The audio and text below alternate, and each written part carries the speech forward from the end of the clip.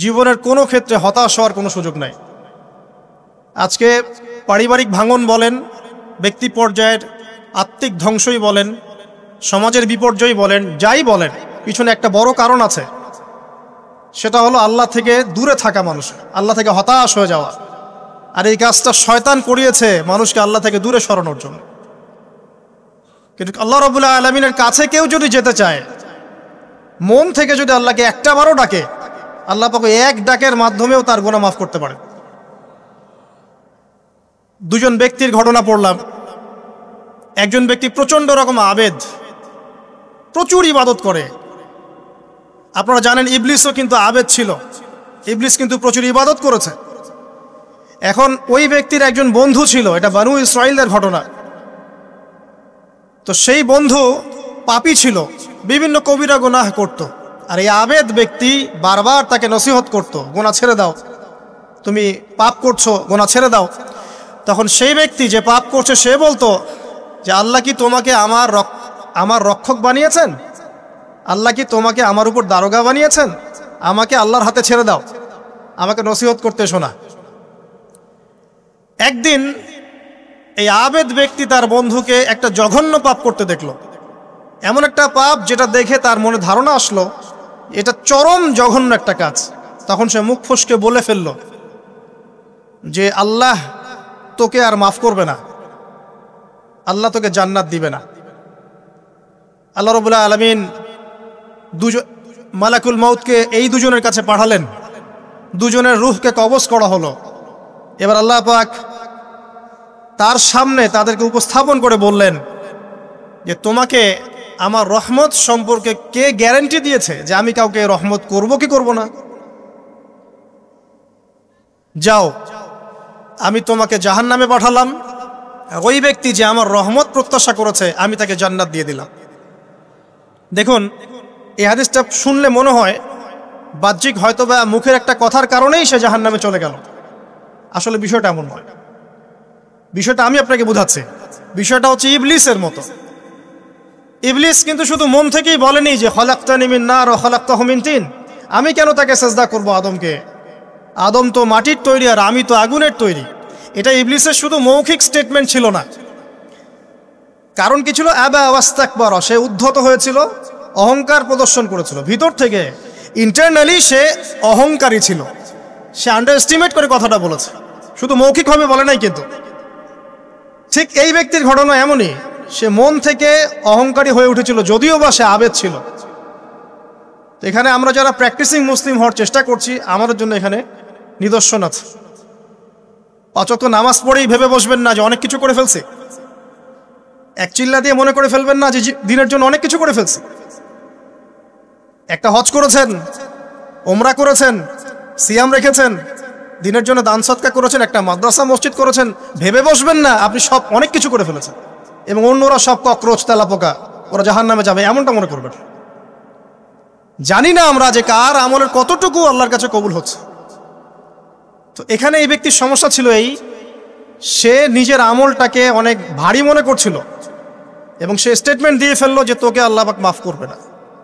এই একটা কথা মন থেকে বলার কারণে তার ইহকাল পরকাল দুটা বরবাদ হয়ে গেল, সে জাহান্নামে চলে গেল। ঠিক আরেক ব্যক্তির ঘটনা আছে এমন, এগুলো সবগুলো রেফারেন্স আছে। এক ব্যক্তি প্রচুর ইবাদত করত, আল্লাহ পাক তার ইবাদত করার জন্যে পাহাড়ের চূড়ায় একটা সুন্দর ব্যবস্থাও করে দিয়েছিলেন। সেখানে ডালিম গাছ হতো, ঝর্ণা আসতো, খাবারের কোনো অভাব নাই।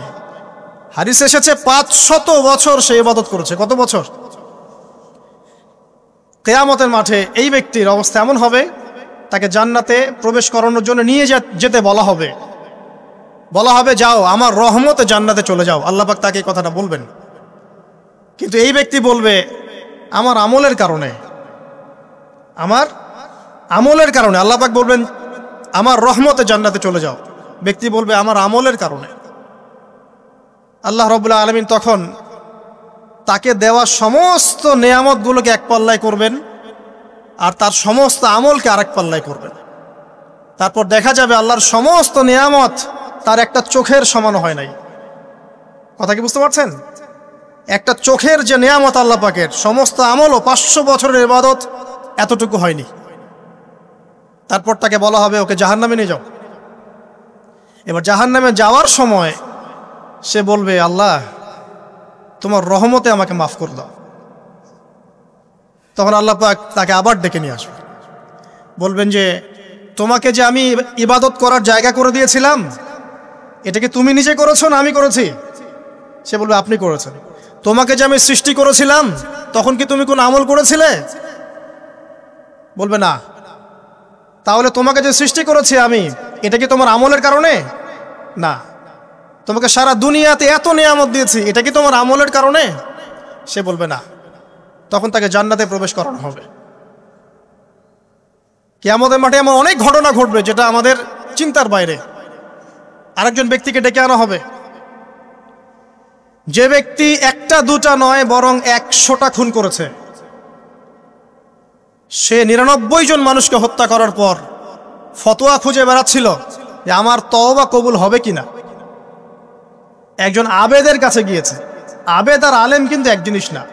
আবেদ মানে যে প্রচুর ইবাদত করে, তার জ্ঞান কম, সে শুধু জানে কিভাবে ইবাদত করতে হয়। আলেম হচ্ছে সে যে শরীয়তের গভীর জ্ঞান জানে, আবার ইবাদতও করে। আবার যারা জ্ঞান আছে আমল নাই, সেও কিন্তু প্রকৃত আলেম না। প্রচুর জ্ঞান আছে কিন্তু জ্ঞান অনুযায়ী আমল করে না, সেও কিন্তু প্রকৃত আলেম নন। এবার আসেন তো, এই আবেদের কাছে গিয়ে সে বলছে আমার কি ক্ষমা হবে? আমি 99টা খুন করেছি। সে বলল তোমার আবার ক্ষমা? তোমার ক্ষমা নাই। তখন এই ব্যক্তি এই আবেদকে হত্যা করে 100টা খুন পূর্ণ করলো, ওকেও সে মেরে ফেলছে। আমার ক্ষমাই হবে না তো তোর বেঁচে থাকার কি দরকার, তুইও মর। কি বুঝতে পারলেন? বর্তমান বিশ্বের উগ্র মাথার পলিটিশিয়ানদের মতো অবস্থা। আমার দেশের সমস্যা, তোর দেশ পারমাণবিক বোমের উড়াই দিব, মানে এরকম একটা অবস্থা। তো আল্লাহ রাব্বুল আলামিন এই ব্যক্তির মধ্যে একটা চেতনা তৈরি করলেন যে আমাকে তওবা করতে হবে। সে তখন সার্চ করতে লাগলো আরো কোনো আলেম আছে কিনা। এরপর অনেক দূরে একজন আলেমের সন্ধান পাওয়া গেল। সে সেখানে গেল, তাকে গিয়ে বলল আমার কি ক্ষমা হবে? সে আলেম তাকে বলল হ্যাঁ, তোমারও ক্ষমা হতে পারে, যাও তুমি ইস্তেগফার করো এবং এই এলাকা থেকে অন্য এলাকায় চলে যাও। মানে যে এলাকায় তুমি অনেক দিন ছিলে, যেখানে তুমি অনেক পাপ কাজ করেছো, এখানে থাকার দরকার নাই। তওবা করে তুমি অন্য কোথাও চলে যাও, নতুন একটা জীবন শুরু করো। এখানে থাকলে হবে কি, তোমার স্মৃতিগুলো তোমাকে তাড়িয়ে বেড়াবে এবং মানুষ তোমাকে খারাপ নজরে দেখতেই থাকবে, তুমি তখন কষ্ট পাবে। এই জন্য তুমি চলে যাও। তো চলে যেতে যেতে সে রাস্তায় ইন্তেকাল করে। এবার তার রূহ নিবে কে? এই জন্য দুদল ফেরেশতা আসছেন, জান্নাতি এবং জাহান্নামী। তাদের মধ্যে বাক বিতরটা হচ্ছে কে রূহ নিয়ে যাবে। তো জাহান্নামের ফেরেশতারা বলছেন সে এতগুলো খুন করেছে, তার রূহটা আমরা নিব। আর জান্নাতি ফেরেশতারা বলছেন না, সে তওবা করতে এসেছিল, অতএব সে আল্লাহর অভিমুখী হয়েছে, তার রূহটা আমরা নিব। আল্লাহ পাক এখানে একটা কৌশল করলেন। আল্লাহ পাক ফেরেশতাদেরকে বললেন তোমরা রাস্তাটাকে পরিমাপ করে দেখো, যেদিকে যাচ্ছিল তার পরিমাপ বেশি নাকি যেখান থেকে এসেছে ওর পরিমাণ বেশি। আল্লাহ পাক জমিনকে আদেশ করলেন হে জমিন তুমি প্রশস্ত হয়ে যাও। এবার পরিমাপ করে দেখা গেল সে তওবার দিকে আসছিল, এর পরিমাণটা বেশি। এই একটা কাজের ওসিলা আল্লাহ পাক তাকে মাফ করে দিলেন।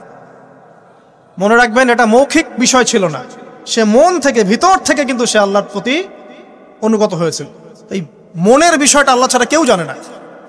আপনি দেখতে পারেন সমাজে অনেকে দাড়ি টুপি পাগড়ি জুব্বা সব লাগিয়ে ঘুরছে, তো বিশ্বাস করেন তাদের মনটা এমনও হতে পারে যে জানোয়ারের চেয়েও কুৎসিত, এমনও হতে পারে।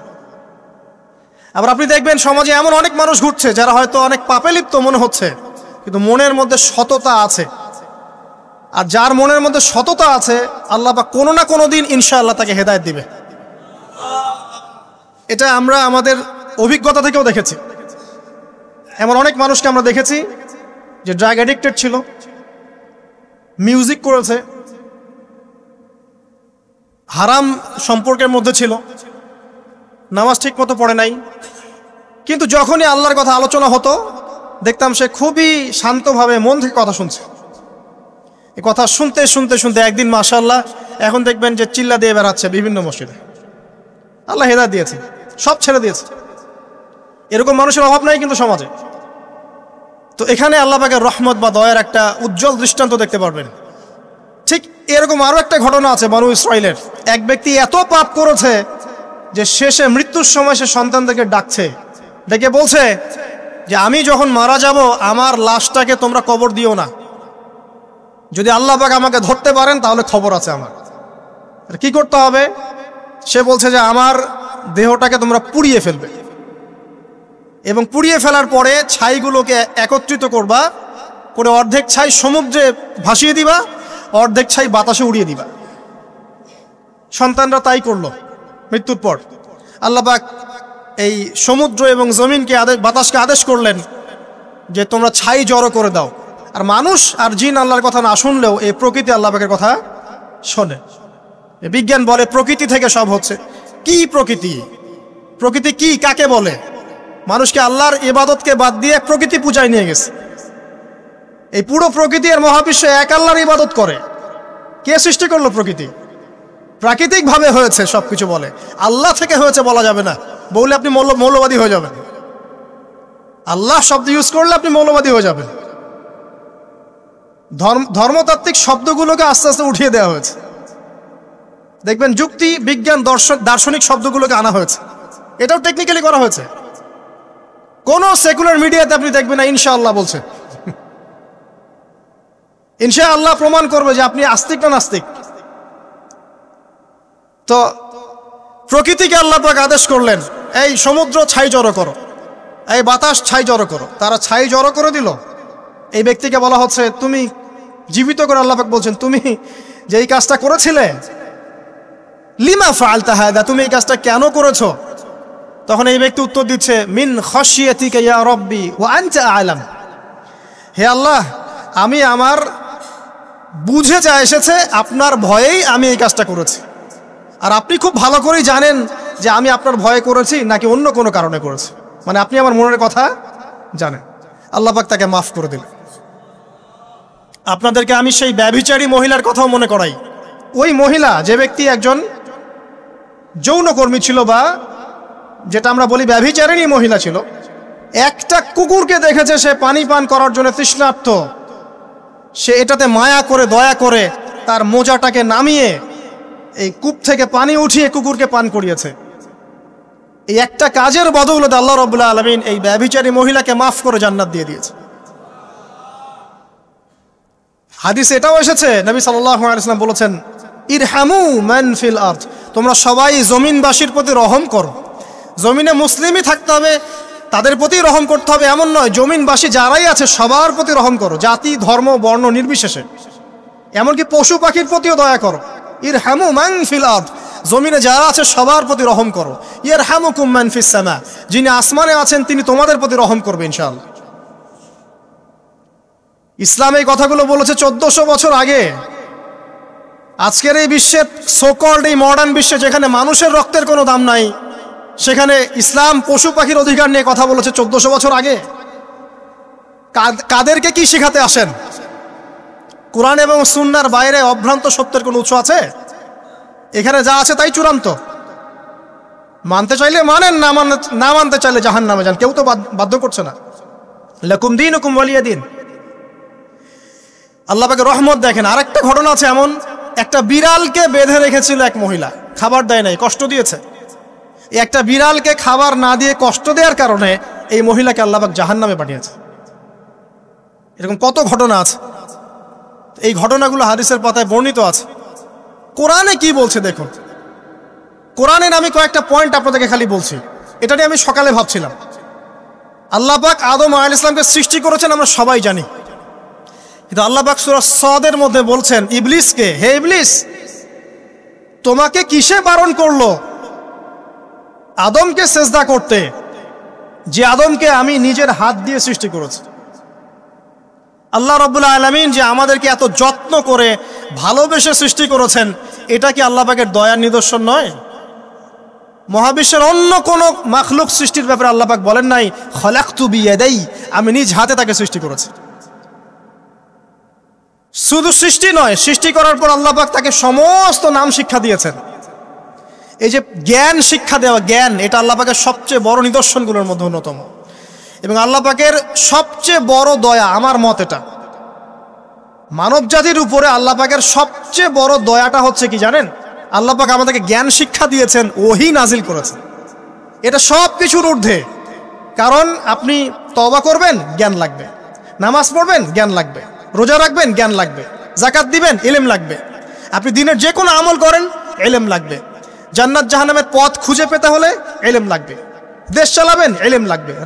অর্থনীতি চালাবেন, ইলম লাগবে। ইলম ছাড়া কিছু নাই, ইলমের উপরে কিচ্ছু নাই। এই ইলমটা আল্লাহ পাক কাকে শিক্ষা দিয়েছেন? আদম আলাইহিস সালামকে। আমরা তো শিখেছি সমাজবিজ্ঞান বইগুলোতে যে আমাদের পূর্বপুরুষরা নাকি গুহায় থাকতো আর গাছের ছাল পাতা খেয়ে থাকতো, তাই না?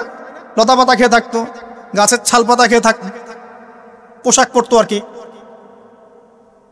বোগাস, ডাহা, মিথ্যা কথা। আল্লাহ রাব্বুল আলামিন সূরা বাকারা এবং সূরা আরাফ পড়ে দেখেন, আল্লাহ পাক বলছেন যে আদম আলাইহিস সালামকে আল্লাহ পাক সমস্ত নাম জ্ঞান শিক্ষা দিয়েছেন। মহাবিশ্বের যে প্রয়োজনীয় জ্ঞানগুলো আছে সেগুলো আল্লাহ পাক আদমকে শিখিয়েছেন আলাইহিস সালাম। ওয়াল্লামা আদামাল আসমাআ কুল্লাহা, আল্লাহ পাক আদমকে সমস্ত নাম শিক্ষা দিয়েছেন। আমাদের পিতা মাতারা মূর্খ ছিলেন না, তারা সৃষ্টি থেকেই জ্ঞানী ছিলেন। আদম আলাইহিস সালামের পারমাণবিক বোম বানানোর কোনো প্রয়োজন ছিল না। ছিল? বানান নাই। আপনার মধ্যে এই জ্ঞানটা আসছে কিভাবে? বাই ডিএনএ আপনি জ্ঞান পাচ্ছেন, কারণ আমরা আদম সন্তান। অনেক জ্ঞান আমাদের ভিতরেই আছে, এগুলো চর্চার মধ্য দিয়ে, গবেষণার মধ্য দিয়ে প্রস্ফুটিত হয় মাত্র। জ্ঞান ভিতরে আছে আমাদের, আমাদের পিতাকে জ্ঞানী করে পাঠানো হয়েছে। এই জ্ঞান শিক্ষা দেওয়াটা হচ্ছে আল্লাহ পাকের সবচেয়ে বড় দয়াগুলোর মধ্যে একটা। রহম করেছেন। শুধু তাই নয়, আদম আলাইহিস সালামকে এমন জ্ঞান শিক্ষা দিয়েছেন যে জ্ঞান ফেরেশতারা পর্যন্ত জানতো না। এটা কি দয়া নয়?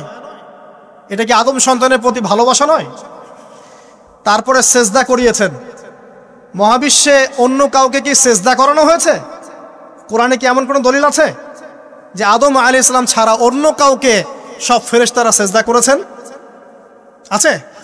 তাহলে এই যে সম্মান দেয় আল্লাহর পক্ষ থেকে, সম্মান কিসের ভিত্তিতে? সম্মান শারীরিক ক্ষমতার ভিত্তিতে?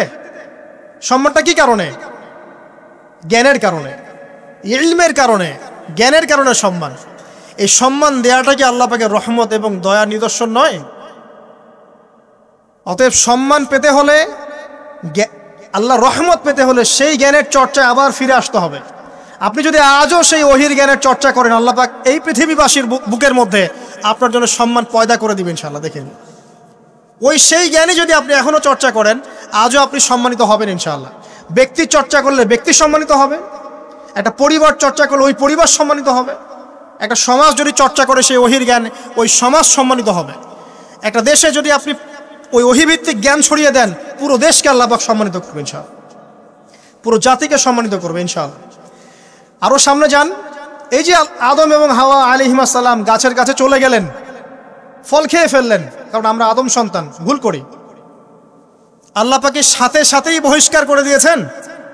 না, আল্লাহ পাক তওবা করার জন্য কালিমা শিখিয়ে দিয়েছেন। সুবহানাল্লাহ, তাদের কালিমা জানা ছিল না। আল্লাহ পাক বলছেন ফাতালাক্কা আদম মির রাব্বিহি কালিমাত, আল্লাহ পাকের কাছ থেকে আদম আলাইহিস সালাম কিছু বাক্য শিখে নিলেন, যেই বাক্য দিয়ে ফাতাবা আলাই, সে আল্লাহর কাছে তওবা করলো। কোন সেই বাক্য? সূরা আরাফে আছে, রব্বানা যালামনা আনফুসানা ওয়া ইল্লাম তাগফির লানা ওয়া তারহামনা লানাকুনান্না মিনাল খাসিরিন। এই দোয়া কে শিখিয়ে দিয়েছে? আল্লাহ। এই তওবার বাক্য যে শিখিয়ে দেয়, এটা কি দয়ার পরিচয় নয়? আমরা আল্লাহর কাছে ফিরে যাব, তওবা করব, ইস্তেগফার করব, এই জ্ঞানটা শিখিয়ে দেয়া কি আল্লাহ পাকের দয়ার পরিচয় নয়? না, আমরা কিভাবে ক্ষমা চাইতাম? কিভাবে ক্ষমা চাইলে আল্লাহ পাক সমস্ত গুনাহ মাফ করবেন, এই পদ্ধতিগুলো বলে দেয়া কি আল্লাহ পাকের দয়ার পরিচয় নয়? তারপর সামনে যান, পৃথিবীতে নামিয়ে দিয়ে আল্লাহ পাক ক্ষান্ত হয়ে যাননি। আল্লাহ রাব্বুল আলামিন আসমান থেকে হেদায়েতের গ্রন্থ পাঠিয়েছেন, বলেছেন এই গ্রন্থের মধ্যে যা আছে মেনে চললে তোমরা আবার জান্নাতে ফিরে আসবে ইনশাআল্লাহ। আল্লাহ পাক আদম এবং হাওয়া আলাইহিস সালাম এবং আদম সন্তান সবাইকেই সৃষ্টি করেছেন, উদ্দেশ্য হচ্ছে আল্লাহ পাক আমাদেরকে জান্নাত দিতে চান। আল্লাহ পাক চান যে আমরা যেন জান্নাতে যাই। যদি আমরা জান্নাতে যেতে না পারি পরকালে, একটা কারণে যেতে পারবো না, অনলি একটা কারণ, সেটা হলো আমাদের নিজের দোষে। একটা কারণ, যারা জাহান্নামে যাবে মানুষ এবং জিনদের মধ্যে, নিঃসন্দেহে মহাবিশ্বে তারা ছাড়া জাহান্নামে যাওয়ার উপযুক্ত কেউ ছিল না। ও জাহান্নামে যাওয়ার উপযুক্ত ছিল বলেই আল্লাহ পাক তাকে জাহান্নামে পাঠাবেন। আর যারাই জান্নাতে যাবে প্রত্যেকেই শুধু আমলের বদৌলতে যাবে না, বরং আল্লাহ পাকের রহমতেই যাবে। কেউই তার আমল দিয়ে জান্নাতে যেতে পারবে না। নবী সাল্লাল্লাহু আলাইহি ওয়াসাল্লাম এমন ভাষ্য বলছেন, ইল্লা আনা, আমিও না, ইল্লা বিরহমাতিল্লাহ, আমিও নয়, তবে আল্লাহ পাকের দয়া আমাকে ঘিরে ধরবে, আল্লাহ পাকের রহমত যাদের উপরে বর্ষিত হবে তারাই জান্নাতে যাবে ইনশাআল্লাহ। কে আমল দিয়ে যেতে পারবে না। যত আমলই করি বলা যাবে না এই আমলের বদৌলতে জান্নাতে যেতে পারবো। আল্লাহ পাক দয়া না করলে হবে না। আল্লাহ পাক চান যে আদম সন্তান যেন জান্নাতেই যায়। এই কারণেই সৃষ্টি করা, এই কারণেই আপনার ওহীভিত্তিক গ্রন্থগুলো পাঠানো, এই কারণে নবী রাসূল পাঠানো, আলেম ওলামা সৃষ্টি করা, মানুষকে সতর্ক করা, হায়াত দেয়া, বারংবার জীবনে চলতে ফিরতে আপনাকে অ্যালার্ম করা হয়, আল্লাহর পথে ফিরে আসেন, আল্লাহর পথে ফিরে আসেন। অ্যালার্ম করা হয় না? বিপদ দিয়ে আপনাকে অ্যালার্ম করা হয় আল্লাহর পক্ষ থেকে। আপনি চলতে পথে হোঁচট খান, আল্লাহ আপনাকে অ্যালার্ম দেন, ফিরে আসো। চলছেন বিপথে, আল্লাহ পাক অ্যালার্ম দেন, ফিরে আসো। আল্লাহ পাকের পক্ষ থেকে কিন্তু এগুলো আসে। অদ্ভুত একটা হাদিস বললাম, অদ্ভুত বলতে বলছি অ্যামেজিং হাদিস, যে একজন সাহাবী বলছেন, সালমান রাদিয়াল্লাহু আনহু, তিনি বলছেন যে যখন মুমিনের উপর বিপদ আপদ বালা মুসিবত আসে, তখন মুমিনের এই বিপদ আপদ বালা মুসিবত রোগ শোকের বদৌলতে আল্লাহ পাক তার গুনাহগুলোকে মাফ করে দেন এবং তার মর্যাদাকে বাড়িয়ে দেন, এবং সে আল্লাহর দিকে ফিরে আসার অনুশোচনা করার সুযোগ পায়। আর যখন কাফের মুশরিক বা ফাসিক মানুষকে এইসব রোগ ব্যাধি বিপদ আপদ বালা মুসিবত ঘিরে ধরে, তার দৃষ্টান্ত সেই উটের ন্যায় যে উটটাকে তার মালিক বেঁধে রেখেছে, এরপর ছেড়ে দিয়েছে। সে উটটা বুঝতেও পারলো না কেন তার মালিক তাকে বেঁধে রাখলো আর কেনই বা তাকে ছেড়ে দিল। কথাটা কি বুঝতে পারছেন? যারা আল্লাহ দ্রোহী, তাদের উপর যখন বিপদ আপদ বালা মুসিবত আসতে থাকে, তারা বুঝে না যে কি জন্য আসলো আর কেন চলে গেল। কিন্তু মুমিন ব্যক্তি যারা মুসলিম, আল্লাহর অনুগত, তাদের বিষয়টা হচ্ছে এমন বিপদ আপদ বালা মুসিবত রোগ ব্যাধি তাদেরকে আল্লাহর দিকে ফিরিয়ে নিয়ে আসবেন ইনশাআল্লাহ।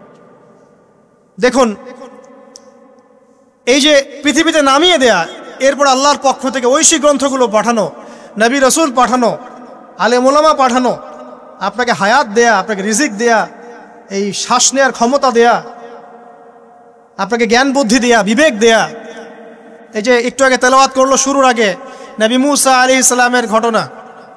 বনু ইসরাইল একটার পর একটা অবাধ্যতা করেই গেছে, আল্লাহ পাক তারপরেও তাদের কাছে নবী পাঠিয়েছেন, নবী মুসাকে পাঠিয়েছেন। ফেরাউনের মতো জালেম শাসকের হাত থেকে বনু ইসরাইলকে আল্লাহ পাক উদ্ধার করেছেন। এটা কি দয়ার পরিচয় নয়? নবী মুসা আলাইহিস সালাম গাছের নিচে বসে আছেন, খাবার নাই, বাসস্থান নাই, কিচ্ছু নাই, বরং তার গায়ে একটা অপবাদ দেওয়া হয়েছে যে তিনি নাকি একজন মানুষকে খুন করেছেন, অথচ তার ইন্টেনশন সেটা ছিল না।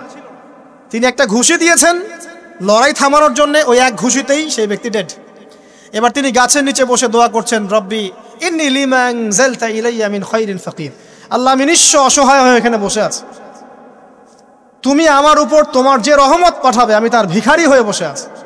দোয়া করার সাথে সাথেই ওই শুআয়ব আলাইহিস সালামের মেয়ে হেঁটে হেঁটে চলে আসলো।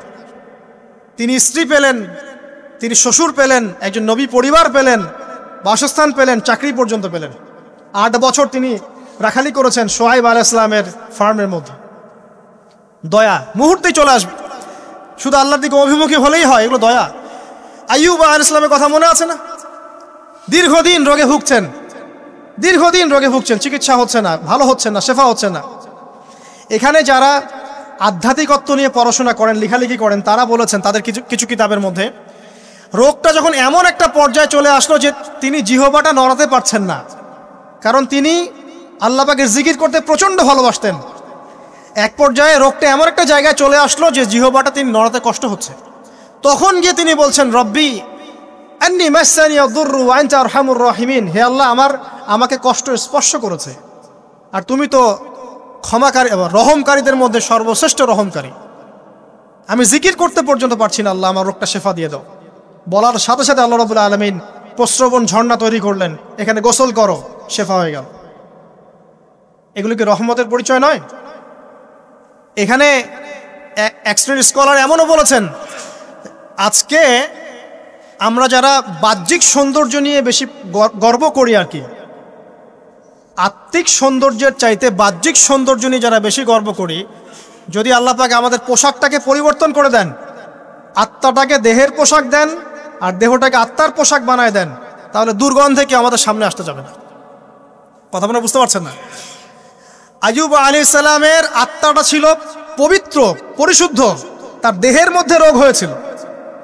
আর এই পুরো বিশ্বের ম্যাক্সিমাম লোকের মানুষের রোগ এখন আত্মায়, দেহে নয়।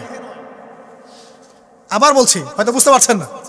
আইয়ুব আলাইহিস সালামের রোগটা হয়েছিল দেহে, বাইরে।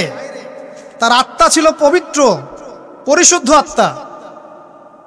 দেহের রোগের একটা পর্যায়ে যখন জিহ্বাটায় ইফেক্ট হলো, তখন জিকির করতে তার কষ্ট হচ্ছে, তখন তিনি দোয়া করছেন, আল্লাহ আমার এই রোগটাকে শেফা দিয়ে দাও। আর এখনকার পুরো জেনারেশন, এই সভ্যতার রোগ হচ্ছে ভিতরে, আত্মায়। দেহের রোগের চাইতে এদের আত্মার রোগটা বেশি। এখন এই আত্মাটাকে যদি দেহ বানিয়ে দেওয়া হয় আর দেহটাকে আত্মার পোশাক পরিয়ে দেওয়া হয়, দুর্গন্ধে কেউ সামনে আসতে চাবে না। তাই আইয়ুব আলাইহিস সালামের সেই দোয়া এখন আমাদের বেশি করা উচিত। রব্বি আন্নী মাসানিয়া দুররু ওয়া আনতা আরহামুর রাহিমিন। আল্লাহ, আমাদের আত্মায় রোগ এসেছে, এটাকে তুমি শেফা দাও। দেহের রোগ লেস ইম্পর্টেন্ট, আত্মার রোগটা বেশি ইম্পর্টেন্ট। এরকম নিদর্শন কোরআনের পাতায় পাতায় ছড়িয়ে আছে। আসহাবুল কাহফ, পুরো সমাজ ওদেরকে মেনে নিচ্ছে না, গুহায় চলে গেলেন, ঘুম পাড়িয়ে দিলেন আল্লাহ পাক। 309 বছর। কত বছর? 309 বছর একটা দোয়ার বদৌলতে। তারা বলেছিল, রব্বানা আতিনা মিন লাদুনকা রাহমা ওয়া হাইয়্যি লানা মিন আমরিনা রাশাদা। আল্লাহ পাক শুধু ঘুম পাড়িয়ে রাখলেন না, তাদের মধ্য দিয়ে আল্লাহ পাক পুরো একটা সভ্যতাকে হেদায়েত করে দিলেন। আলহামদুলিল্লাহ। যে সভ্যতা বিশ্বাস করতো না যে পরকাল বলে কিছু আছে, দাকিয়ানুস বাদশার সেই জুলুম থেকে আল্লাহ পাক এই 10 জন বা 9 জন যুবককে বাঁচালেন, ওদেরকে কিয়ামত পর্যন্ত কোরআনের পাতায় স্থান দিলেন, নিদর্শন বানালেন এবং তাদের মধ্য দিয়ে একটা পুরো সভ্যতাকে হেদায়েত দিলেন। সুবহানাল্লাহ। যেখানে যাবেন এই নিদর্শন। আর কার কথা বলবো? যুলকারনাইন, মনে আছে? কোন সূরা আছে যুলকারনাইনের কথা? সূরা কাহফ। আল্লাহ পাক তাকে এমন রহমত করেছিলেন যে মাশরিক মাগরিব, মানে পূর্ব পশ্চিম পর্যন্ত তাকে রাজত্ব দিয়ে দিয়েছে। আজকে তো আমরা এই সামান্য একটু ক্ষমতা পেলেই আমাদের কেউ চেনে না, গায়ে হাতি দেওয়া যায় না, ঠিক আছে? মানে তখন সে নিজেকে মনে করে যে সে এই পৃথিবীর সবকিছু, বাকি মানুষ আর মানুষ না। ক্ষণস্থায়ী সামান্য একটু ক্ষমতা দিয়ে দেখবেন আমাদের অবস্থা খারাপ। আমাদের এই যে জীবন, আমাদের রিজিক, আমাদের পরিবার, আমাদের সুস্থতা, আমাদের জ্ঞান, আমাদের সমাজ বলেন, রাষ্ট্র, আমাদের অর্থনীতি, এই বিশ্ব, এই সব কিছুই একটা বিষয়কে কেন্দ্র করে টিকে আছে। শুধুমাত্র একটা বিষয়ের সাথে এই পুরো মহাবিশ্ব সম্পর্কিত। আমাদের জীবনের প্রতিটা বিষয় শুধুমাত্র এবং শুধুমাত্র আল্লাহ পাকের রহমতের উপর টিকে আছে। আল্লাহ পাকের রহমত আমাদের ব্যক্তি জীবন, পারিবারিক জীবন, আমাদের দেহ, আমাদের মন, আমাদের জ্ঞান, অর্থনীতি, ব্যবসা বাণিজ্য, আমাদের রাষ্ট্র, সব কিছুর মধ্যে শুধুমাত্র আল্লাহ পাকের রহমত দিয়ে ভর্তি। আল্লাহ পাকের রহমতের এত বিশাল সমুদ্র, যেটা উপলব্ধি করার ক্ষমতা আমাদের নাই। আমরা যদি সবাই ঠান্ডা মাথায় একটা বার খালি ভাবতে বসি, সবাই যার যার জায়গা থেকে ভাবি যে আল্লাহ পাক আমাদেরকে কি কি রহমত দিয়ে রেখেছেন, কি কি নিয়ামত দিয়ে রেখেছেন। ওয়া ইন তাউদ্দু নি'মাতাল্লাহ লা তুহসুহা। তোমরা যদি আল্লাহ পাকের নিয়ামত গণনা করা শুরু করো, কোশ্চিনকালেও গুণে শেষ করতে পারবে না। আল্লাহ পাক সূরাতুল জুমারের মধ্যে বলেছেন, কুল ইয়া ইবাদিয়াল্লাযীনা আসরাফু আলা আনফুসিহিম। হে নবী, আপনি বলে দিন, আমার বান্দাদেরকে বলে দিন যে হে আমার বান্দারা, তোমরা যারা তোমাদের নফসের উপরে জুলুম করেছো, সুদীর্ঘকাল নামাজের খবর ছিল না, যাকাত দিইনি, হজ ফরজ হয়েছিল করি নাই, সওম রাখিনি, আল্লাহর দিন এগিয়ে নেওয়ার কোনো চেষ্টাই করি নাই, সুদীর্ঘকাল হারাম খেয়েছেন, ঘুষ খেয়েছেন, জেনা করেছেন, বাদ্যযন্ত্র বাজিয়েছেন, অশ্লীলতা এর মধ্যে ডুবেছিলেন, মাদকদ্রব্য সেবন করেছেন সুদীর্ঘকাল। তোমরা যারা নিজেদের নফসের উপর জুলুম করেছো, লা তাকনাতু মির রাহমাতিল্লাহ, তোমরা আল্লাহ পাকের রহমত থেকে নিরাশ হয়ে যেও না। তোমরা আল্লাহ পাকের রহমত থেকে নিরাশ হয়ে যেও না। ইন্নাল্লাহা ইয়াগফিরু যুনুবা জামিআ, আল্লাহ পাক চাইলে সমস্ত গুনাহ মাফ করতে পারেন। ইন্নাহু হুয়াল গফুরুর রহিম, তিনি হচ্ছেন পরম করুণাময়, অসীম দয়ালু। আমি আলোচনা সামনে নিয়ে যাওয়ার আগে আরেকটা বিষয় বলে রাখতে চাই। এই আলোচনাকে একপাক্ষিকভাবে, একপেশেভাবে বুঝে নেওয়ার কোনো সুযোগ নাই। আল্লাহ পাক যেমন পরম করুণাময়, অসীম দয়ালু, ঠিক একইভাবে আল্লাহ রাব্বুল আলামিন শাদীদুল ইকাব, কঠিন শাস্তি দাতাও বটে। এই দুটো বিষয় মাথায় রেখেই আল্লাহর রহমতের আশাও করতে হবে এবং আল্লাহ পাকের গজবের ভয়ও করতে হবে। এর মাঝখানেই হচ্ছে ঈমান। এই জায়গা থেকে আলোচনা বুঝতে হবে। আল্লাহ পাক তৌফিক এনায়েত করুন, আমিন। আমাদেরকে আল্লাহ রাব্বুল আলামিন তার রহমত থেকে নিরাশ হতে বারণ করছেন। যে যত পাপ করেছে জীবনে, যদি একটা বার কেউ যদি আল্লাহ পাককে মন থেকে ডাকে, চোখ দিয়ে ঝরঝর করে পানি পড়ে, আল্লাহ পাককে বলে, সেজদায় গিয়ে পড়ে আল্লাহকে বলে, রব্বিক ফিরলি, আল্লাহ আমাকে মাফ করে দাও, তার মনের মধ্যে যদি সততা থাকে, মন থেকে যদি সেই কথাটা বলে থাকে, আল্লাহ পাক শুধু তাকে ক্ষমাই করবেন না, তার সমস্ত গুনাহগুলোকে আল্লাহ নেকি দিয়ে পরিবর্তন করে দেবেন। একটা হাদিস পড়ছিলাম, নবী করিম সাল্লাল্লাহু আলাইহি ওয়াসাল্লাম তিনি বলছেন যে লাম্মা কাদাল্লাহুল খালক, যখন আল্লাহ রাব্বুল আলামিন এই মহাবিশ্ব সৃষ্টি করেন, তখন আল্লাহ রাব্বুল আলামিন কাতাবা কিতাবান, একটা কিতাব লিখেছেন। একটা কিতাব আছে আল্লাহর কাছে, কাতাবা কিতাবান ফাহুয়া ইনদাহ ফাওকাল আরশ, যেই কিতাবটা আল্লাহর নিজের কাছে আছে, আরশের উপরে। সেখানে আল্লাহ পাক লিখে রেখেছেন, কি লিখেছেন? ইন্না রাহমাতি সাবাকাত গদাবি, প্রতিটা ক্ষেত্রেই আমার রহমত, আমার দয়া, আমার করুণা আমার গজবকে পরাজিত করেছে। মানে আল্লাহ রাব্বুল আলামিনের গজব এর উপর